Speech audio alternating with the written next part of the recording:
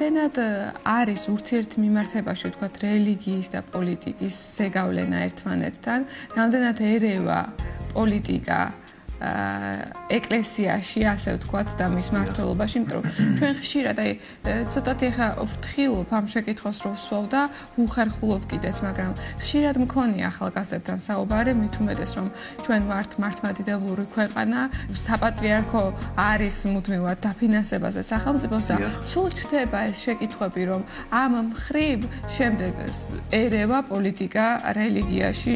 რამდენად უხერხულიც არ უნდა იყოს, აუცილებლად სასაუბრო საკითხი არის ეს, იმიტომ რომ საზოგადოება უნდა ხედავდეს ამას ნათლად, რა არის საეკლესიო სწავლება და რა არის თქვათ ვიღაცის რელიგიური მისწრაფება. და ამისი გამიჯვნა მათ ერთმანეთისგან უნდა შეეძლოთ. ეს აშკარა გამიჯვნა უნდა იყოს და არავითარ შემთხვევაში რაღაცა შეპარული ნახევრად სიმართლე თქმული და ასე შემდგომ. პირველ რიგში უნდა დავიწყოთ იმით, რომ ღმერთთან მიკერძოება არ არის. შესაბამისად, ღმერთისთვის არავითარი მნიშვნელობა არ აქვს, რომელ პოლიტიკურ რაღაცა მიმართულებას ეკუთვნის ადამიანი.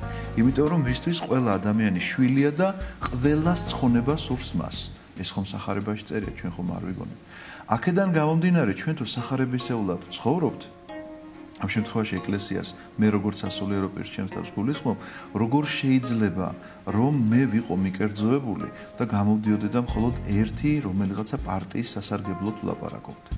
აი არავითრით თუ ეს არ შეიძლება, მაშინ საერთოდ არ შეიძლება რომ მე პოლიტიკაზე ვისაუბრო და ამბიონი გამოვიყენო მე რაღაცა ჩემი პოლიტიკური განცხადებებისთვის. იმიტომ რომ ესე იგი აბსოლუტურად ყველა პარტიისთვის ეკლესიის კარი ღია, გარდა იმ პარტიებისა, რომლებიც ახლა აშკარად ან მკვლელობაზე, ან რაღაცა საეკლესიო გადახრაზე, ან ისეთ საკითხებზე ლაპარაკობენ და ამის დაკანონებას თავაზობენ, მათთვის ვერ ღია იქნება როგორ არა დიალოგისთვის, რომ აუხსნათ, რატომ არ შეიძლება და როგორ არ შეიძლება, მაგრამ ეკლესიის წევრი ვარო და ამ დროს თქვათ ტერორისტული ორგანიზაციას აყალიბდებდეს თავის პარტიაში ადამიანი, შეუთავსებელია ეს ყველაფერი. აქედან გამომდინარე, რა თქმა უნდა ღია არის. მე როგორც მღვდელს, როგორ შეიძლება რომ მოვიდა ჩემთან ორი ადამიანი და ერთი თქვათ ერთს ემხრობოდეს მეორეს და ერთის სასარგებლოდ ვისაუბრო და მეორე სასარგებლოდ. არა, მე სულის ხსნაზე უნდა ვესაუბრო მათ. მე სულის გადარჩენაზე უნდა სწორედ აქ უნდა მოხდეს გამიჯვნა პოლიტიკისა და რელიგიისა და არავითარ შემთხვევაში მე უფლება არ მაქვს.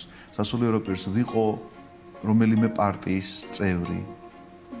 ვიყო რომელიმე პარტიის ესეთი აშკარა მხარდამჭერი, პროპაგანდის მიზნით ვამბობ, თორე ჩემი პოლიტიკური გემოვნება როგორ არ შეიძლება რომ მქონდეს, პირიქით უნდა მქონდეს კიდეც, იმიტომ რომ რაღაცას ამ გადავხედავ ამ სიტუაციაში და უნდა ვთქვა რომ აი ეს პარტია თქვათ უფრო ახლოს არის რაღაცა ჩემს შეხედულებებთან და აქედან გამომდინარე მე შეიძლება ვაძლევდე ხმას, მაგრამ გამოვიდე და ამისი პროპაგანდა გავაკეთო, ამისი უფლება არავითარ შემთხვევაში არ მაქვს. როგორი კარგიც არ უნდა იყოს ის. ან როგორი ცუდიც არ უნდა იყოს, გამოვიდე და მისი ლანძღვაგინება დავიწყო, არავითარ შემთხვევაში მე ამისი უფლება არ მაქვს.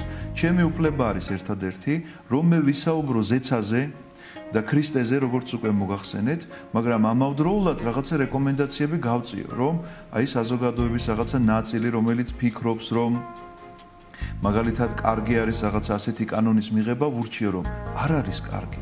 მოდის ღვთისმცნებებთან წინააღმდეგობაში ეს კანონი. ამიტომ ეს არ არის კარგი. ეს ჩემი მოვალეობაც არის, რომ მსგავსი ახსნა განმარტება გამოვიტანო, მაგრამ ჩემი ქადაგება ან დამცინავი იყოს, ან ზიზღიცავსე იყოს, იმიტომ რომ ვიღაცის პოლიტიკური შეხედულება არ მომწონს, მე მაშინ ვკარგავ აი ჩემს საეკლესიო სახეს და მინდა თუ არ მინდა გადავიქცევი რაღაცა პოლიტიკაში შევიჭრები. ამიტომაც ეს ყოველთვის დიდი საცდური იყო. როდესაც პოლიტიკაში ეძიებენ ხსნას ადამიანები, ეს ძალიან დიდი შეცდომა არის, არაფრით არ შეიძლება, იმიტომ რომ პოლიტიკაში ხსნის მაძიებლები საბოლოოდ ანტიქრისტეს მიიღებენ.